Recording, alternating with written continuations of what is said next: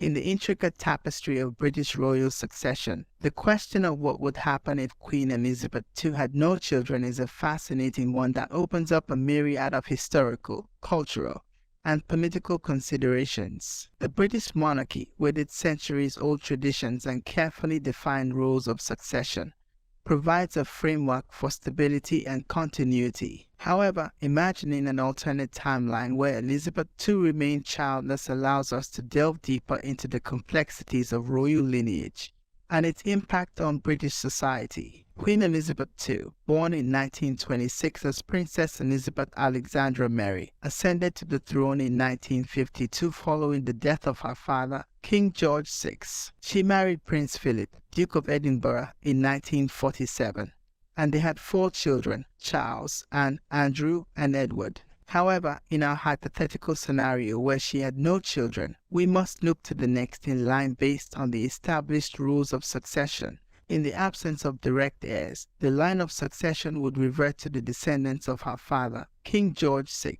King George VI had only 2 children, Queen Elizabeth II and her younger sister, Princess Margaret Rose. If Queen Elizabeth II had no children, Princess Margaret would have been next in line to the throne. Princess Margaret, born in 1930, was known for her vibrant personality, glamorous lifestyle, and often controversial choices. She married Anthony Armstrong Jones, later the first Earl of Snowdon, in 1960, and had 2 children, David Armstrong Jones, now the 2nd Earl of Snowdon, and Lady Sarah Chatto. If Princess Margaret had ascended to the throne, she would have become Queen Margaret, and upon her passing, the throne would have passed to her son, David Armstrong Jones. This alternate line of succession raises intriguing questions about how the character and public perception of the monarchy might have changed. Princess Margaret, with her more flamboyant lifestyle and sometimes rebellious nature, might have brought a different flavor to the role of monarch.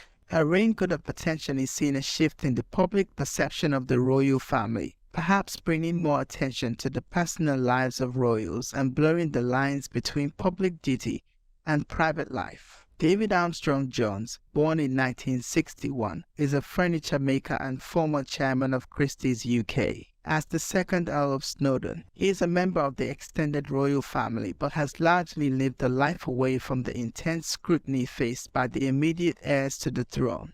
If he had become the monarch, it would have marked a significant shift in the royal lineage, bringing a different branch of the family into the spotlight. The ascension of David Armstrong Jones to the throne would have been particularly interesting given his background in the arts and business. As someone who has pursued a career in furniture design and led a major auction house, he might have brought a unique perspective to the role of monarch. His reign could have potentially led to a reimagining of the monarch's role in modern society, perhaps with a greater emphasis on entrepreneurship, craftsmanship, and the arts. This hypothetical scenario underscores the importance of the line of succession in maintaining the continuity of the monarchy. The British royal family's history is marked by periods of uncertainty and change, from the abdication crisis of Edward VIII in 1936 to more recent changes in the rules of succession. However, the established rules have provided a framework for stability, ensuring that there is always a clear heir to the throne and preserving the monarchy's role as a symbol of continuity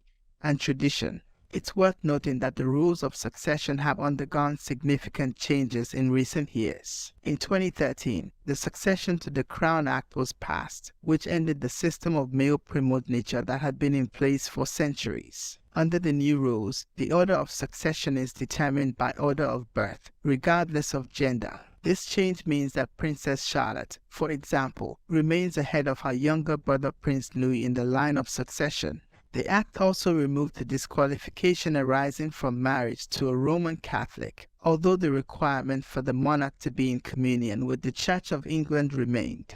These changes reflect the monarchy's efforts to modernize and align with contemporary values of gender equality and religious tolerance. If we were to imagine a scenario where Queen Elizabeth II had no children and Princess Margaret became queen, it would have had far-reaching implications for the monarchy and British society. Princess Margaret's reign might have seen a different approach to royal duties and public engagements. Known for her love of the arts and her vivacious social life, she might have brought a more glamorous and perhaps controversial style to the monarchy. Furthermore, if David Armstrong Jones had become king, it would have marked a significant departure from the traditional path of succession. His background in design and business might have influenced the monarchy's approach to patronages and charitable work. Perhaps there would have been a greater emphasis on supporting the arts, craftsmanship, and entrepreneurship in Britain. It's also important to consider the impact this alternative line of succession would have had on British politics and international relations. The monarch, while largely ceremonial in terms of governance, plays a crucial role in diplomacy and as a symbol of national unity. A different monarch might have approached these responsibilities in unique ways, potentially influencing Britain's relationships with other nations and the Commonwealth. The hypothetical scenario of Queen Elizabeth II having no children also raises interesting questions about the nature of royal duty and the personal sacrifices made by those in line for the throne. Queen Elizabeth II's long reign was characterized by her unwavering commitment to duty and service. Would a different monarch have approached the role with the same level of dedication? How might the public's expectations of the monarchy have evolved under different leadership?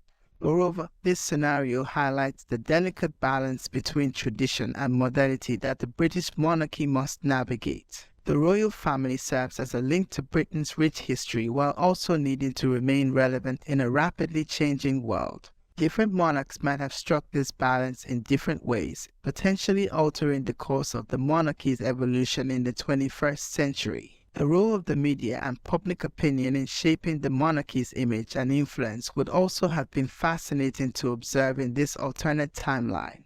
Princess Margaret and later David Armstrong Jones might have had different relationships with the press and public than Queen Elizabeth II. This could have led to changes in how the royal family communicates with the public and manages its public image. Another aspect to consider is the impact on the Commonwealth. Queen Elizabeth II has been a unifying figure for the Commonwealth nations throughout her reign. A different monarch might have approached this role differently, potentially affecting the relationships between the UK and its former colonies. The financial aspects of the monarchy might also have seen changes. The royal family's approach to managing its estates, investments, and public funding could have evolved differently under alternative leadership, possibly leading to debates about the cost and value of the monarchy to British society. As we consider the implications of a world where Queen Elizabeth II had no children, we gain a deeper appreciation for the stability and continuity provided by the established rules of succession.